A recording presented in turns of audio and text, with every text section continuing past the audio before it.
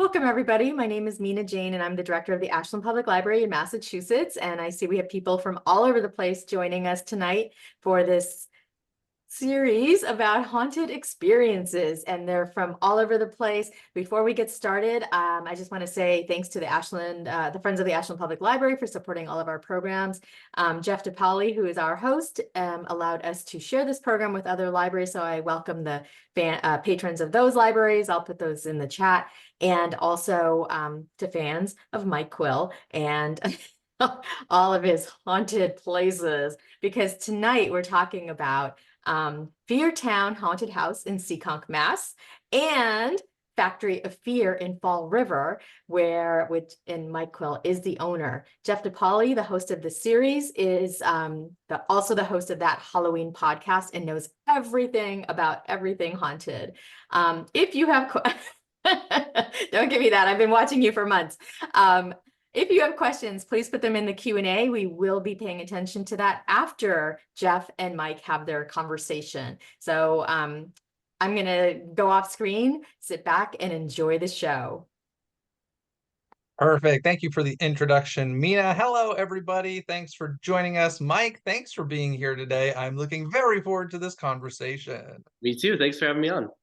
Yeah, I got to experience both of your haunts a couple Halloween seasons ago. I live in Los Angeles, so I'm on the other side of the country, but I was home visiting family, got to check out your cool haunts, so I'm excited to chat about them today. But I'm going to start very basic at the beginning. What got you in this crazy industry? I'm going to assume it started as like an obsession as a kid or something like that. But then in addition to that, what was your first professional haunted house sort of gig? Yeah. So, believe it or not, my dream as a little kid was to open a haunted house. Some kids want to be firefighters or doctors, and for some reason I was latched on to, I knew from a very young age that's what I wanted to do.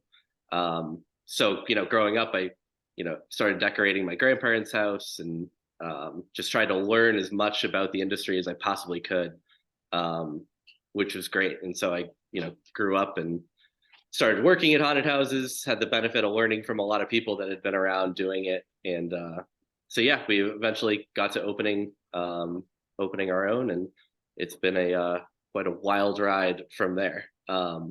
Just say the first, there was a local one. I think it was a charity haunt I go to every year. My parents won't let me forget it because one of the early years we waited an hour in line to go through, and got to the front of the line, and me and my brother chickened out and wouldn't go. And I've come a long way since then, I promise, but they don't let me forget that for sure. It's so funny. I hear that very often about, kids who really, really want to go, and then they get there and they freak out, and then they turn into folks like us. So, whatever. It's part of the process, right? Yeah. There's a good chunk of our actors that want no part of going through the haunted house. They'll go to their spot, be awesome acting all night, but they want no part of being on the other side of that, which is funny. That is so funny. Now, was it like horror films and stuff that got you interested, or was it more like the Halloween celebration? So very much Halloween. I am notorious for not having seen as many classic horror movies as you would expect for someone whose life revolves around Halloween and horror.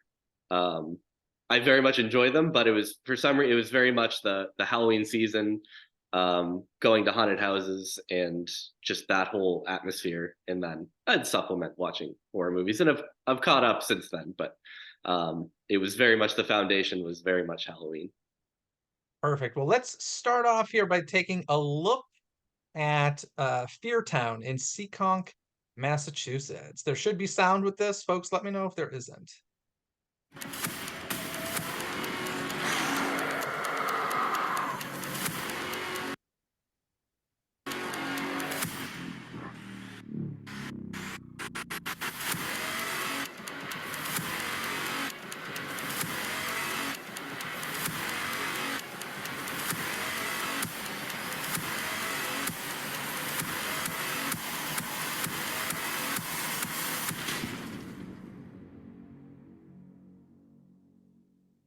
Well, that looks pleasant, doesn't it?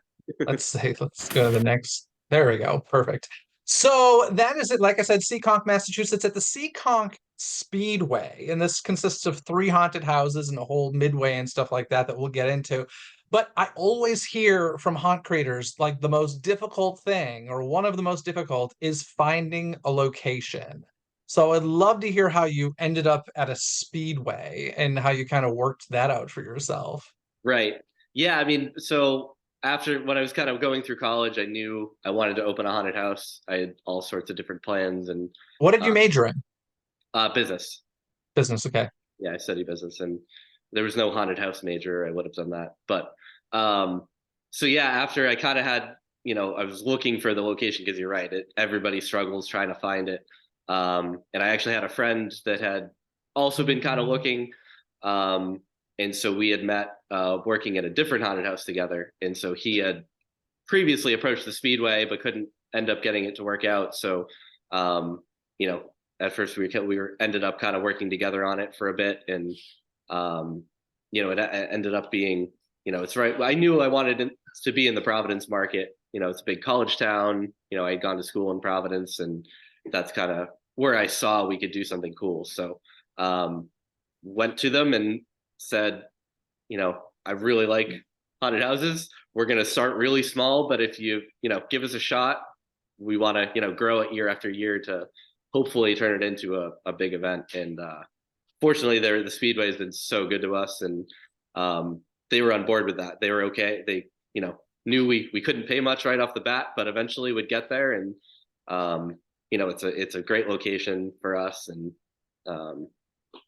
so yeah, we were lucky to land a home there. And so you've been there since day one, and how long has it been now?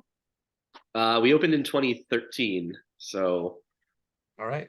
this will Going into be year 11, probably had a year or two off with pandemic, I assume. yeah. It's kind of the math there gets but yeah, we took 1 year off in 2020 with FearTown, but yeah, we've been there every year, and we're very very happy to be there. And it's still like an active racetrack, right? Yeah, yeah. So the benefit is their season is tapering off.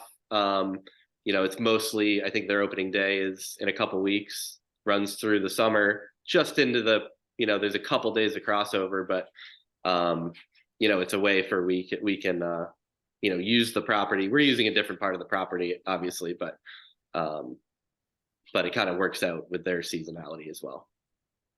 Nice. So I'm going to start this video on the left here. And this is basically what you've got to work with. And when we say blank canvas, I mean, it's a pretty blank canvas you've got there. Yeah, I think most people, when they're there, don't realize that every single bit of everything that gets set up, we have 6 weeks to set it up before the season. We run, through probably just after Halloween, and then we have 6 weeks to take it all down. Wow, you take the same amount of time to take it down as you do to set it up? That's kind of rare. Generally, yeah. I wouldn't say tear down goes a little quicker. The reality of it is we could keep building the haunted house for 2 years if nobody told us to stop or we had to open. But it comes down a little quicker. Depends on weather. New England's great. In the fall can turn. You never know what you're going to get in November. We've had snow during teardown. We've had every amount of weather you could imagine. But we're fortunate. We have such a great crew of people that a lot of come back year after year on the build side that just make it possible. It's such a massive undertaking to get it all set up in time and get it taken down. So we're lucky to have a really good amount of really good people. Yeah, you can see them setting it up right here. And you're telling me, so this is like a full-on tear down every single year. Nothing stays up for you? Not a single thing. Every little bit. Wow. We have about, I think, 18 to 20 semi-trailers you can see in the picture on the left, or on the video now. So that's our build manager, Brad. He is an animal during these processes. He really shines on not only that process, but making stuff, which we'll probably see a little bit later. But yeah, we're lucky to have, the only reason we can do all that crazy stuff is we have really good people. So you've touched on the weather a little bit. As we can see in that first video, it was actually raining as you shot that. But I mean, this is an outdoor event. And I grew up in New England, so I was like very much used to that. Like weather can screw up your plans. But I've lived in LA long enough that I'm not gonna lie, like the concept of producing an event that is outdoors in New England is something like I won't even consider these days because it can just destroy profitability. And like, how do you, I'm sure you've had some seasons that were very, very rainy seasons. I'm going to, I mean, it obviously affects your bottom line, but like, have you had any years that were just disastrous, and or do you have any secrets how to work around something like that? Do you promote, hey, experience it in the rain, and add some lightning effects, or like what do you do? Yeah, I mean, if anybody has a secret, I'm all ears because it's the benefit is there's nothing better than the Halloween season in New England outside. It's just such a cool atmosphere. Our location goes back deep, we say deep in the woods at the Seekonk Speedway. That atmosphere is something you can't recreate. You can't, that's just how it is.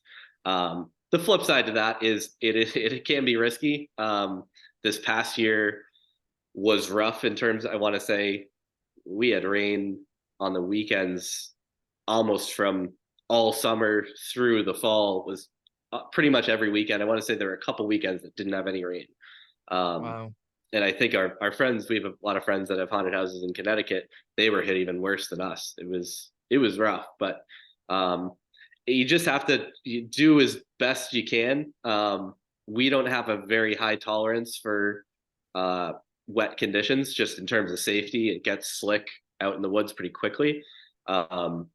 So it's the nature of the beast. Fortunately, we've been lucky enough to add an indoor location that helps ease some of that. But it is, those busy weekends, you can't make up for that if you lose them. It just hopefully you make up for it on the other days. But it's there's two sides to that coin. The atmosphere is amazing. I love the other haunted trails in New England. It's such a cool thing, but there's a risk that comes with that. Yeah, it's a big risk for sure. Let's talk about the design process a little bit. This is where well, I guess it all starts in someone's head, right? As an idea, and then this would be kind of step one beyond that. Yeah, so this was a facade we did. We had a haunted house this year called Madame Guillotines. So we had this big facade. I am not the most artistic person in the world, so I kind of scratched something out on paper, and then Brad, our build manager, took it and made this much cooler, much easier to understand design. So yeah, we always start on paper. Sometimes we will use 3D modeling a bit, but a lot of times for what we're doing, we just need each other to understand what the concept is. So graph paper always works for that. So yeah, that's usually how we start. This was Cool. So on oops, the sorry. left there, we can see the graph paper. That's step one again. But then what's going on the right here? Yeah, so this another design by Brad. It was an entrance to another haunted house that we had in the Midway. So then we sculpted out of styrofoam this big giant bat. My brain does not work like this. I can't just look at a block of styrofoam and be able to cut it out like that. But fortunately, he's really talented at what he does, and and that's, to me, it's one of the coolest parts, is seeing an idea go from your head to paper to in real life, and then watching people experience it afterwards. It's the coolest thing to be able to see that. Side story here. I was in college carving styrofoam for a project. It was a big mask from The Lion King I was carving, and I decided to do it in my dorm room with like a shaver, a styrofoam shaver. I don't do that, folks. Do it in a workshop, because you will find styrofoam for the rest of the year in every little crevice. So Yeah, it's that's kind of a false advertising. This was not sculpted in the place it is sitting right there, because the little styrofoam bits will get everywhere. everywhere. Yes, indeed. And then a little bit more work done to it there. Yeah. Yeah. So it was just a rubber coat. We didn't fully hard coat it. Some things we'll spray a coating on that'll hardened it up for this, just gave it a little more rigidity. But yeah, that was kind of goes from sculpt to then coating and assembling and painting. Perfect. I want to remind folks watching, if you do have a question about anything we're talking about here as we go along, throw it in the little Q&A tab that you see, not the chat. The chat, I don't really see right now, but we'll get to the Q&A at the end if you have any specific questions that we're not answering here. So make sure you use the Q&A tab, all right? And then top center, that's kind of the finished product, right? Yeah, yeah. So this is Dave, another one of our scenic guys, was painting it. So this was a mix. Obviously, the body was styrofoam. The rest we framed out of wood. And Brad made the wings out of it was a tent canvas material. So it kind of gave that wing. We happened to come into a lot of it, and it was perfect for kind of that wing look. And then the ridges in the wing was pool noodles. So yeah, so we for this one we erected the whole thing, and then Dave painted it while it was up. Sometimes we'll paint it, ahead of time and just set it up on site. Depends on what it is and timeline, but. And for you, I mean, you obviously have repeat customers that come back every year. Are you constantly changing things, or like if you create a maze, how long is that maze lasting, or is it a complete changeover every year? So yeah, we change more than we probably should because we really like that process. So we do 3 totally different haunted houses every year. Wow. We'll reuse Wow, that's a huge deal, folks watching. Like that is abnormal, I would say. That is not the norm. To, if a place had 3 haunted houses, typically one would change every year. So that's really impressive, Mike. That's wild. That's what you're doing the rest of the year when people say Yeah. you're just on vacation for 10 months, right? Yeah, exactly. Just, flip the lights on. I mean, and that's the other advantage of our location being totally temporary is we do have a totally blank slate every year. So we use that. It's a challenge, but we use it to our advantage in that we can create a totally new experience year to year. So, I think it's important for, we want people to come back and experience new stuff every year. So it is a big undertaking, but we enjoy it.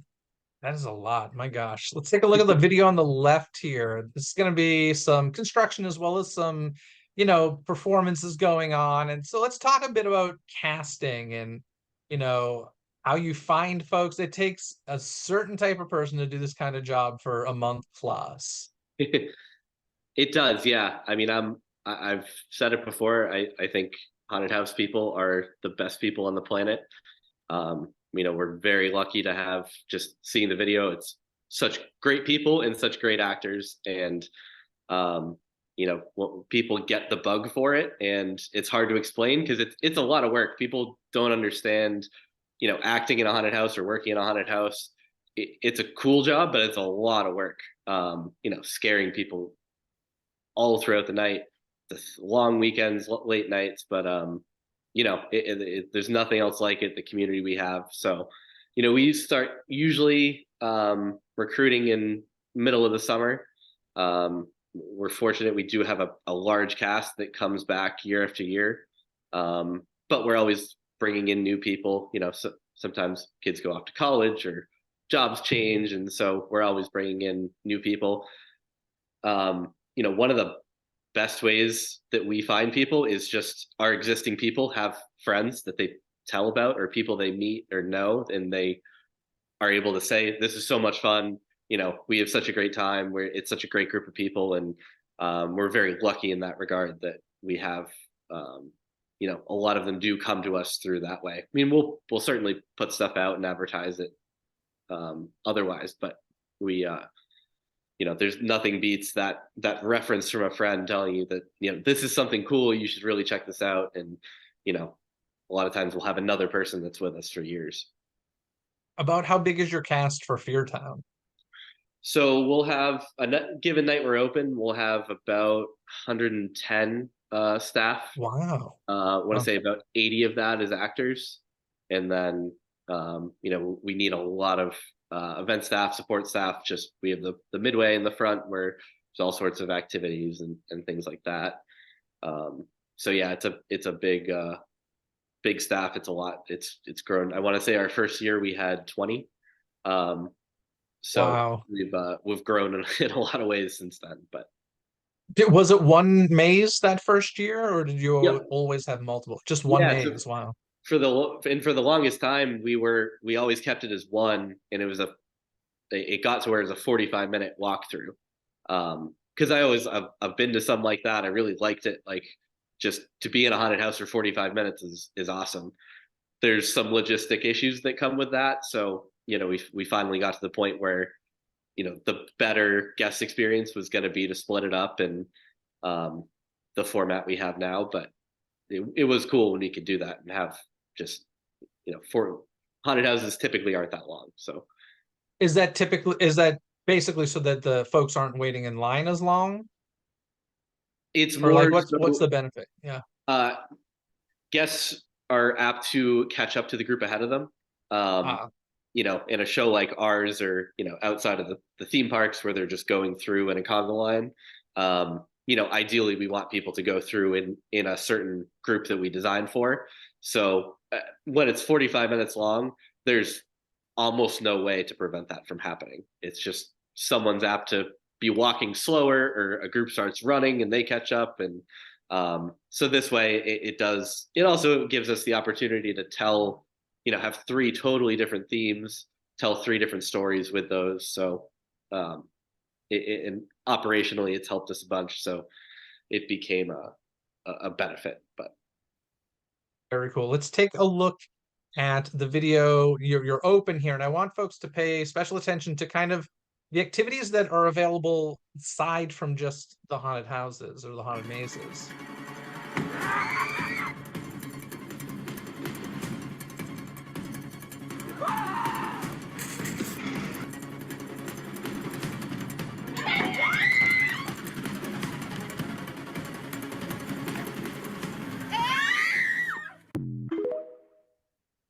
So as you can see, you had, games to play, food vendors and stuff. And I find this to be very important personally as a guest coming to these things. Like, a lot of times you're getting, a babysitter, you're dealing with, a long drive or parking and all of that kind of hassle to get somewhere. Listen, a standalone haunt is a great thing, but when you can make it a destination, a full night event, I think that's really, really important. And I think that's something that you do really well with FearTown. How did that, did you always kind of have that midway, or has that, I assume that kind of has grown through the years as well? Where did that concept come from for you? yeah, it was kind of one of another thing that just as we grew, it became, we could start adding, you know, more things like that, and gave us an opportunity to just make some new things that, is unlike the haunted house. They can add to someone's experience when they're there, whether it's just being able to play some games, or, now we have a lot more. We have some, side experiences and outside vendors that come in. Um, so it kind of just as we got bigger, and it works really well with the 3 haunted house model now, where people can go in the first haunt, they can come out, they can hang out in the midway. We have queue actors out there, they can play some games, they could get some food, go into the next haunted house. So just looking at the guest experience that way, it was, just made a lot of sense to give people like that atmosphere. And I think, the first couple of years we really had the midway, we saw that a lot, that people were just really enjoying that sort of atmosphere. So something I that know would you're continue to grow. I know that with your ticketing system, you kind of have people select a time to go, and I think it's every 15 minutes or so Yep. you allow groups of people in. So with kind of like that math that's going on, how much time in a, perfect case scenario are people spending at FearTown? It can vary, and to be honest, it's hard to track. The haunted houses each take 10 to 15 minutes to go through. Um, Plus, there are typically relatively short queues for that, just because we do keep the time ticketing. Um, but it depends on, we tell people you can blow through it in an hour, 45 minutes to an hour if you really push. but some people can just come and hang out and take their time through it. Really, the more they want to do, we have a lot of offerings now that if you want to spend a couple hours or so, it allows for that, which I think is nice to be able to have that balance. If you need to speed through it to get to something else, you can make it happen. But otherwise, a lot of people, I would say, are in the hour and a half, 2 hour range to on site. I'm not sure when you started doing the timed entries, but I will say that's like, obviously COVID was not good for the industry, but there were some little things here and there that came out of it that, I feel like the industry has held on to. And one of it, for a lot of haunts, is timed ticket entries. It works well for crowd control. Did you start doing it before that, or was that something you kind of adopted during, those dark times? Yeah, we were actually a little early on that. We were several years before COVID. Cool. Anthony's one of our guys that handles the ticketing, and we worked it out where we could, be able to offer that. And, because we were looking at the hour, 2 hour line, we look at reviews and a lot of people saying, haunted house is great, but, an hour and a half to 2 hour line kind of isn't so fun. Yeah. So when you work it out, it does, you can make it work. And like you said, when COVID happened, I think a lot of places were forced to go to that. And it's something a lot of people have not looked back. And it's one of those, I can't believe we, made people stand in line for that long beforehand. So yeah, we were fortunate to already be kind of ahead of that. Cool. What is something that's not so obvious that, really makes a guest leave your haunt happy? I mean, it's the actors are, always the most important part of a haunted house, and we're very lucky to have amazing actors at both our locations. And we'll say it a lot of times to them that, we spend the year building these crazy sets, like you saw some of the things we're building, and the most 90% of the time when someone comes out and they're talking about it, they're talking about an interaction they had with an actor. It's those whether it was a great scare or an actor said something funny and off the cuff that was just for that guest. There's really nothing else like it. And I gone to a ton of haunted houses because I'm a nerd. But there's things I remember. So an actor said to me in a haunted house 10 years ago that still sticks with me because it was just that kind of unique moment that I think people really enjoy. I think that's a big part of the magic of haunted houses is, having those interactions. And like I said, we're really lucky to have great actors. So there's a couple of things I take from that. Number one, if anybody listening is a haunt producer creator, what I'm hearing is the place to save money is not on less actors. Obviously there's budgets and this is a business, and sometimes you got to look at places to save money. Don't do it with the actors. Take care of the actors is what I'm hearing. But also considering, if that's the big impression that's being made and the thing that people are remembering, how strict, for lack of a better term, are you with the training of the actors? Like, how much freedom do you give them to make sure that they're protecting your brand if that's, the most memorable thing or one of the most memorable things? Yeah, like anything else, it's a balance where we like to, because we design the haunted houses, a lot of times we'll design characters for those attractions. And so we'll want to bring the actors in and kind of, give them that framework. But with that, we'll then want to let them run wild with it. Because a lot of times they will come up with things that we would never have thought of in a million years. And it's way cooler than what we would have thought. So it is. And we do a ton of actor training beforehand, a lot on the fundamentals, how to develop a character, improv skills, whereas that allows it so we don't have to, we can give people a script if they need it. Or if you need to know certain, lines that fit the character, a lot of times new people need that. But once they get going with it, they'll be coming up with things. Obviously there's rules and, we have things you can and can't say. But for the most part, letting them run wild with, they know the idea of the character, they know the set, kind of the concept of the haunted house, they can come up with things that a lot of times are way better than what we would have thought. Very cool. I want to move on to Factory of Terror, a different location you have, but want to check in and make sure there's nothing you want to add before we move on. No, let's dive on in. Cool, cool. So Factory of Terror, this is in Fall River, Massachusetts. So about how far from the other haunt is this? They're about 15 minutes. Okay, so pretty close together. Yep. Let's take a look at Factory of Terror.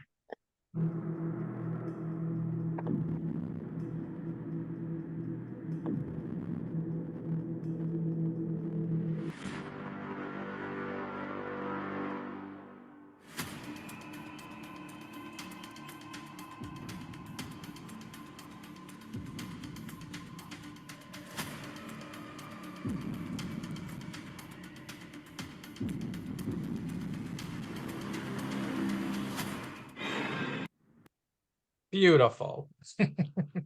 Now, this is very, very different story from FearTown. This one you purchased, right? This was first of all, it's indoors. It's not this huge outdoor activity, but this is not something that you created from the ground up. Let's hear a little bit about how you acquired this. Yeah, so Factory of Terror in New England has been a haunted house staple. They opened in 1996, so this is we're coming in the 28 years. So yeah, they're 15 minutes away from us, and just by happenstance, we kind of had. I didn't know the owner previously. We happened to have lunch for talking about something else, and he happened to mention that he was potentially looking to get out of the business. So was very much at the right place at the right time. This is in 2020, so we were able to work it out, and so this was, I think, officially we were in here August of 2020. So I think you bought this knowing there was a pandemic. Yeah. You're insane. In more ways than one. Or you got a really good deal. One or the other. There were so many factors that were just happenstance, and we're very lucky to have been there for it. So we were able to open it for a short period of time in 2020. FearTown did not open. But now that's really interesting because this is a fully indoor attraction and FearTown is a fully outdoor attraction. Correct. What made you, and FearTown, although it changes every year, you knew how it worked. Factory of Terror was brand new for you. What made you decide, let's do the indoor one that's new to me during a pandemic versus the other? Yeah, it doesn't make a whole lot of sense on the outside. The reality was that Massachusetts had not released the guidelines for opening this sort of a business until I want to say it was like beginning of October. FearTown, we get to start setting it up. We're in there August 15th. Before that, we have to have all sorts of plans and prep work, spending a lot of money, obviously, ahead of time. So we weren't able to make in August, we had no idea what October was going to look like. And we went through all the proper channels. We had a huge plan on how we could do it safely. And it was quite a process. But we got to where we could open it in Fall River, and we did so safely. It was we had probably the toughest restrictions of any haunted house, I would argue, around the country. But it was, people were dying for something to do. Haunted houses are such great escapism. It gets you out of your everyday life, whatever real life issues you're working through or anything. You can come through a haunted house and escape for a bit. So I think that year, more than any, it was just, we were so happy to be able to open and give people that. It was the same for the actors. The actors were just thrilled to be able to do what they love doing and have that. So Makes sense. Very cool. This next video just cracks me up, so let's take a look.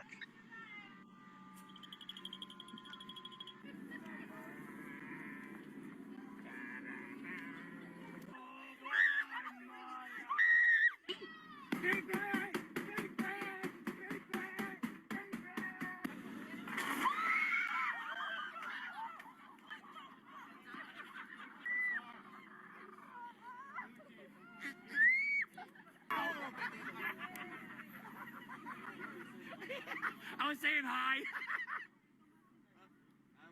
Not even safe in a porta potty. My goodness. So, so those were some of the actors from Factory of Terror, and that was kind of before you even get into the building, which, by the way, is a real like 125 plus year old factory, right? Yeah, we've since we came in, we were looking up the history of the building, and um, it is a very authentic in that regard. And it's cool because it's the polar opposite of FearTown. FearTown, we have as much space as we want. We're outside. We can do these huge sets, but we have opportunities at Factory of Terror to do things that we can't at FearTown. Being inside, and we can do a lot more with tech, and it's just they're wildly different experiences, which I think is really cool. Then I'm going to give you the impossible question. Which one do you have more fun with? Well, that's all the time I have. Sorry. It's it's honestly, like, not to dodge the question, which I would 100% do. Okay, let me put it this way then. What's the best part of each of them as far as creation is concerned? Yeah, I mean, a lot of ways, FearTown does give us that blank slate. We like building big stuff, big facades and cool, like the bat entrance that was a couple slides ago, and being able to do that is really cool. There's so many challenges with being able to have a temporary setup. We don't have power, we don't have running water, we don't have real bathrooms. Those were all things that once we got to Factory of Terror, it's like, oh, there's like a sink here. That's cool. I don't have to, bring a bucket of water from home to be able to mix and distress these panels. That's cool. But Factory of Terror, like, especially as we've been able to come in and do more renovation, we can do more with tech. We can spend more time on sets because they're going to stay for probably 2 to 3 years before we swap those out. So I see it more as there's advantages to both, which is really what I enjoy. It keeps us, we can do a little bit of everything. I know when I went to both of your haunts on the same night, because as you said, they're about 15 minutes from each other, and you were at the outdoor one at FearTown. So do you swap between the two during the season, or do you kind of have somebody else running Factory of Terror that you just completely trust during the Yeah, season? so we were very lucky when we came into Factory that they had a really good existing management team. And so, FearTown being larger and more staff, operationally, it's a lot more difficult. So nights that they're both open, I'm always at FearTown, just because it's a much different animal. And I know Factory is in the best hands it could possibly be. The fun part, though, is when Factory is open a couple more nights than FearTown is. So those nights I can go to Factory and just act, and I have zero responsibility besides scaring people. And it brings me back to when I was a high school kid volunteering at a local haunted house, and I love that aspect of it. That's very cool that you do that. Like at the end of a season, my gosh, I would say most owners are probably exhausted and enjoying the time away, but you actually go and act in them. That's wild. I love that. There's a short amount of time we can do it, so there's nothing like that October season, but we all try and soak in as much of it as we can, because as soon as we close, you have that just letdown of, oh, I wish my phone was blowing up with customer calls and all this, and dealing with, like, running around like a chicken with your head cut off. Stressful, but then as soon as it goes away, you're like, oh, I kind of missed that. I 100% understand. I did literally, I get myself into projects all the time, and like the week leading up to it, I'm like, why do I do this to myself? Like this is like masochistic. This is insane. And then as soon as it's over, you're like, yeah, I'd do that again. That was worth it. It's just so stupid, but whatever. We're wired differently. Yeah. Uh, I did notice on both of your websites for both attractions, you have waivers that need to be signed to attend. And neither of your haunts are extreme haunts. They're pretty traditional in that sense. So I don't think it's a legal requirement. I'm kind of curious why you have that and if part of it is kind of to screw with people's minds before they arrive. No, it's, you can, these days you can never be too careful. And I think it's a way to, um, communicate to people that it is, this is you're at FearTown, you're walking through the woods. There are, inherent risks to that. And, we used to run an event. We have a few times called Extreme Fears that was, it was a 2-night special event at the end of the season where the actors could touch you. It was it was a lot more theatrical and intense. That we were very, very much on there. Of course, there was the waiver, but just communicating, what the guidelines were, what could and couldn't happen. And, we ran that at FearTown for several years. We ran it at Factory a couple years ago. So we've dabbled in that sort of thing, but it's it's just you can never be too careful. Sure. Now, when it comes to working on design and just kind of production of both of these, what's kind of the biggest difference other than simply weatherproofing? I mean, the scale Yeah. detail that we can do. The scale at FearTown is as tall as big as and grand as we want. We don't have that inside the building at Factory of Terror, but we can make, and we have such great our team of people that work on it. Between the tech, between the scenic, the build stuff, we can do really, really cool sets that we just wouldn't have the time for, or we couldn't build portably to set up and take down at FearTown. But we can do really cool sets and effects and things like that at Factory. Being able to design in those two ways is really fun and pushes our team kind of to do both kind of ways of doing it. Very cool. Well, it is currently the quote unquote off season. We're about halfway to Halloween, but you are keeping busy at the Factory of Terror location with the Midnight Games. Dear Seeker, you have been formally invited to the Midnight Games, an initiation rite for a society dating back to our founder, Edgar Allan Poe.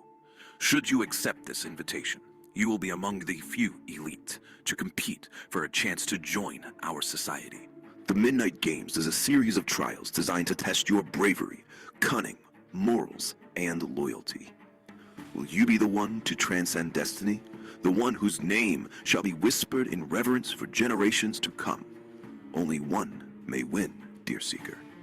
Will it be you? Will it be you? It is not an escape room. It is not a haunted house. It is the Midnight Games. So how did this come about for you? Yeah, so we've wanted to do something in the off season here for a while. Having a location that we're in year round. It was just a natural fit, and so we had tossed around some ideas, and we got probably the last year or so got very serious about it, and once we got the haunted houses open last year, we then totally switched gears to focusing on getting this event off the ground, and it's been great. It's a much different animal than obviously the haunted houses, but we go to escape rooms. We've gone to different types of I'm a big fan of all sorts of things, whether escape rooms, immersive theater, anything like that. And this kind of gave us an opportunity to meld a lot of different elements from a lot of different things together and make a cool new experience. And it sounds like it's doing well enough to have just extended, right? Yeah, today we did extend basically through the end of May. The feedback's been great. We have again, we were lucky to have a really great team of people working on it to make it such a cool experience. It does have a acting staff as well, and it's a 90-minute experience, so you're with actors for a lot longer than you are in the haunted house. So some of our actors can really shine in an event like this, where they have that longer amount of time to really be with people. It's not a scary event, but they're able to bump up their experience with that amount of time. Very cool. We're getting ready to wrap up here, so I want to head over to the Q&A. You folks have left some questions, some comments as well. So let's jump into them. This one is pretty much a website question, but when is FearTown open and how much do tickets cost? Do you have an opening date for this season yet, Mike? It's typically we don't have our calendar out. It's typically the last weekend of September. I would anticipate it being similar. And the ticket cost, you have kind of a range, as depends on date, right? And Yeah. it's what's like the base level? It's Brett, around $30. Okay. It can fluctuate depending on the day you go, and there's also opportunities to, if you want to do more stuff in midway, we give opportunity for that as well. My rule is always, if you're getting better value than $1 a minute, that's a good thing. And $30, folks, all I'm saying is if you're there at least an hour, paying 50 cents a minute, so, and more likely an hour and a half, 2 hours. So great value. Let's check it out. Mike Crossert wanted to say, not a question, just wanted to state, hey, Mike, by the way, Mike is a talented and caring owner operator. There aren't too many people I see at just about every show, and Mike is that guy. You can't grow in this industry being complacent, and Mike is not that. Signed, Tattoo. Hey, Tattoo, good to see you here. And I've been very lucky, growing up, being interested in haunted houses as long as I was, to, learn from people like Mike, like Leonard Pickle, like a lot of the old school guys. I was very fortunate to learn from a lot of them. So I appreciate that a lot. Perfect. We got some questions from Alexandra. Your haunts always feel really safe and well run. Can you talk about the types of things you do to keep customers safe, even when they come to get scared? Yeah, it's a lot on the actor side. We do a lot of training in that regard to make sure they're safe. It's also about the just daily and nightly going through the experience, just to make sure people do crazy things when they get scared. So we want to make sure that conditions haven't changed throughout the night, that somebody gets scared, jumps back into a wall, and that wall is still fine, or nothing sticking out. Or so it is, we have a big staff going around that is always looking for those little things. And you can never be too safe in that regard. Perfect. What I love about FearTown are those passionate and creative actors. I never enter a scene where an actor seems unclear how to interact or is standing awkwardly. How do you train your actors to make every scene so unique and ensure that every scare and startle is delivered in a totally different way? Yeah, it's kind of twofold in that regard, that we have been lucky and able to find great people that get it, and we instill that every guest experience matters. When you're working in a haunted house all night, if you miss a group or you miss a couple groups, like I scared 100 more, but that guest wasn't getting part of our show, and that's important. And so we try and instill that. We also have a big management team that has a ton of experience in this sort of thing. We're lucky we have a lot of old Spooky World guys that worked at the original. It's America's favorite horror theme park. That's Spooky World. That's the one. And some that haven't, and some just have gotten into it. But we're lucky in that regard that everybody's kind of on that same page of every guest experience matters, and we try and do the best we can. Cool. I love this question. When you reflect on your time being a haunt owner, what was the biggest eye-opener or wake-up call that you never could have anticipated until you were really doing it? What did you learn from it? How much I learned my first year, and continue to learn. But I was a haunted house nerd since I was a kid, and I'd go see them. I had worked for them. I'd go to conventions and take classes. back in the day, there were the haunted house message boards. I'd come home from school and religiously just read as much as I could. I was, I was as prepared as I possibly think I could have been. And that first year, to realize how little I knew about doing it, that you only learn, there's no other way to learn it by just diving in. And I was a couple years before we opened, New England people might know, Vic Barito opened Ghoulie Manor, which is in Taunton. It's about, probably 30-40 minutes away from us. But I got involved with him a little bit, and he was going from, he was on the American Scream, if you've seen that, was on Netflix for a while. But I met him at a convention, and he was just this passionate guy that was just gonna roll the dice. He was going from a home haunt to a pro haunt, and I respected the crap out of him for that. It was quite a jump, and Ghoulie Manor was an amazing haunted house. He's a huge creative guy, and had, again, really good people as well. So yeah, it's really, I mean, there's a thousand things I learned that first year that have shaped it. And I still haunted house owner from Connecticut, Ernie, excuse me, used to be from the Haunted Graveyard. He has a couple other locations now. I think he's up in his 70s these days, and I'll still see him at conventions taking a ton of classes, talking to people, trying to learn. If anyone has, knows it all, it would be this guy.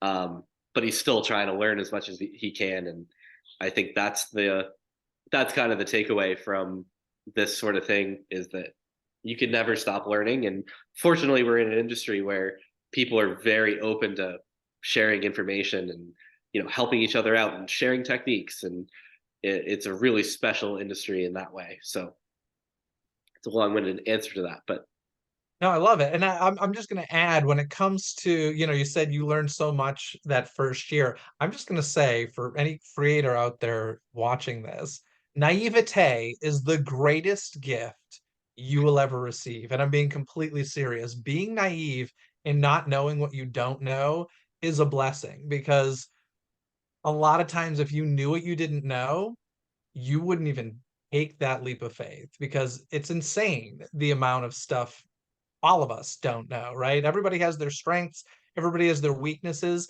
but when you know your weaknesses, I think that's what puts you in like a stop zone.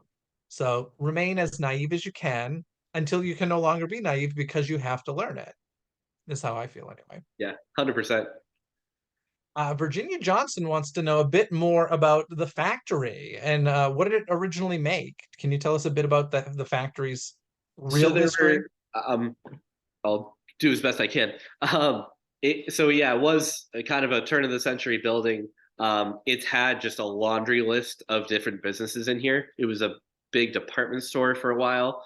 There also was a big fire that knocked down most of it for a while. So then, since then, there's been just tons of different businesses. So, that's something we've kind of, as we've renovated more and more, been trying to tie into our storyline as some of the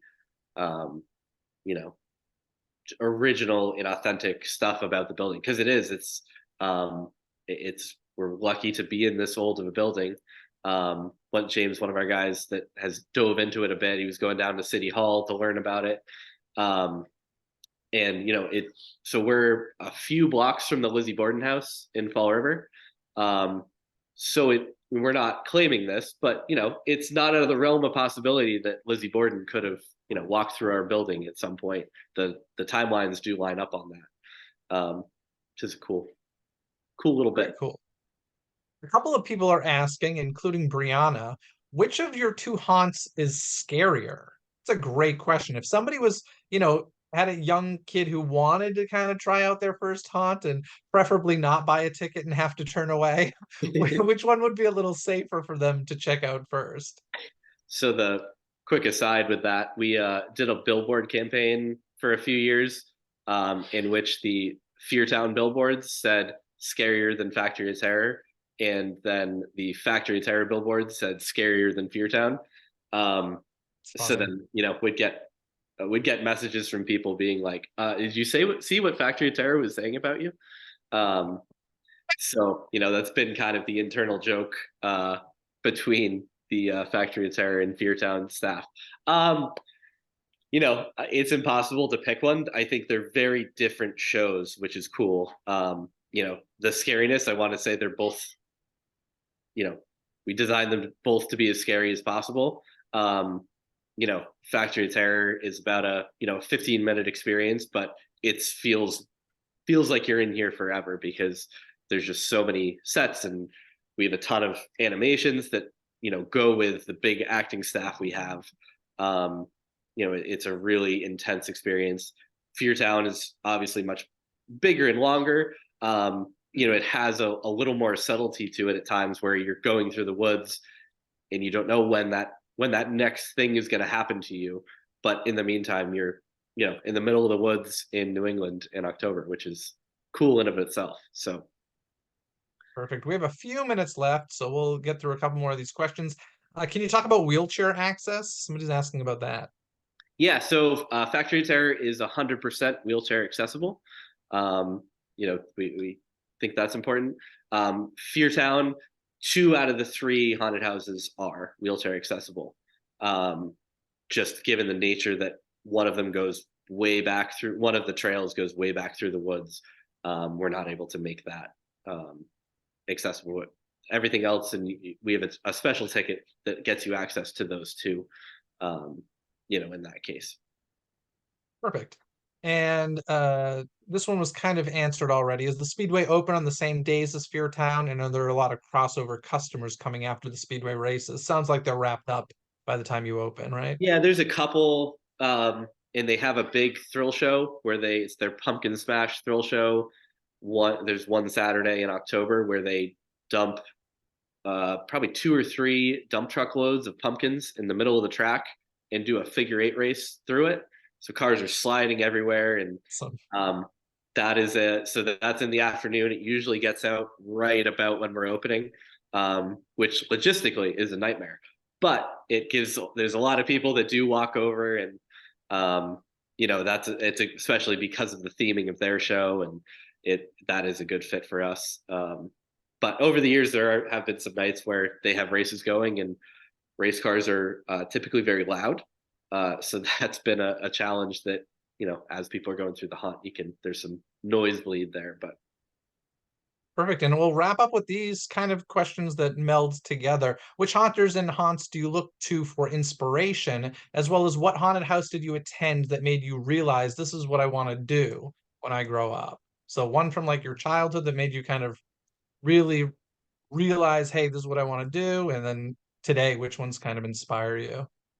Yeah, I mean, so back in the day, I found there's a local haunted house that I went to, and I went through, had a blast. It was a trailer haunt. It was in probably 10 to 15 semi trailers, and it was pretty small for what it was. But I sent the owner an email afterwards and was like, "Hey, really into haunted houses? Like, can I help?" So he kind of took me under his wing, and I learned a ton from him. Which again was very fortunate. These days it is hard to pick one. I do try and go see as many haunted houses as I can. There's some of the big ones like Erebus and Detroit or Netherworld. I've been lucky to go out to the couple in LA over the last few years. Delusion, which I know John Braver was on with you. It's such a cool experience, and I like to try and see as much as I can. Just I enjoy it, and any haunted house, I'll take something from a bit of inspiration. So that's beautiful. Excellent. Well, Mike, thank you so much for your time. You mentioned Delusion. I just want to mention to folks watching, if you want to check out any of the past panels that we've done here, you can actually check them out on the Ashland Public Library YouTube channel. And of course, we're here every 3rd Thursday at 6:30 p.m. Eastern, doing new ones next month, talking a Midsummer Scream, the world's largest Halloween and horror convention. And Mina, welcome back. Why don't you wrap things up for us? Yeah, that was really scary. And there's some very fierce talk about which is the scariest haunt in the chat. Seeing a lot of FOT fans out there. Mike, thank you so much for doing this. It's fascinating. And if I can get up the gumption, I will be at maybe the scary one. But thank you so much for doing this, Jeff. As always, super fun. And I will see you next month. And I hope to see many of you in May for for David Markland. It just sounds amazing. All right. Have a good night, everybody. Thank you.